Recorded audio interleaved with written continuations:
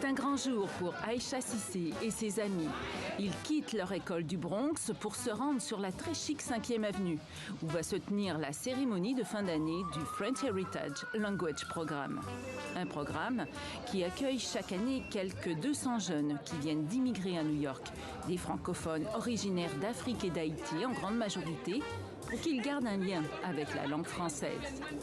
Aïcha est arrivée à New York en 2021 avec sa famille en provenance de sa Guinée natale. Le French Heritage, pour moi, la définition, c'est nous aider à nous connecter et ne pas se sentir isolés vu qu'on vient dans notre pays.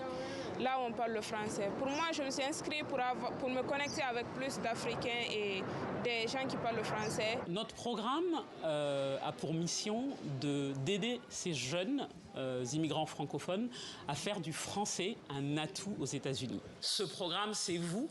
Depuis 4 ans, Agnès veille au bon déroulement des cours de français et des activités culturelles que suivent les étudiants. Cette année, le programme était offert dans 7 lycées internationaux de New York, des établissements publics spécialisés dans l'accueil d'immigrants. 3 assistants et 4 enseignants ont encadré les jeunes, comme Nassira, marocaine d'origine. Être enseignant, c'est pas seulement enseignant. C'est comme je me sens c'est comme une maman. C'est le retrouvail de francophones de mon école. Alors c'est comme une petite famille de notre école. Le français leur permet de rester connectés avec leur communauté, de se construire une communauté ici. Moi, je les entends souvent dire, on a trouvé une famille. Ce programme a été fondé en 2005 et en presque 20 ans d'activité, quelques 5000 jeunes d'origine africaine et haïtienne ont pu en profiter.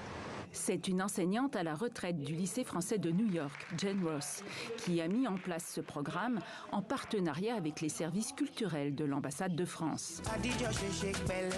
L'américaine voulait offrir une alternative gratuite aux familles d'immigrants qui n'ont pas les moyens d'envoyer leurs enfants dans des établissements privés très coûteux pour poursuivre un enseignement en français.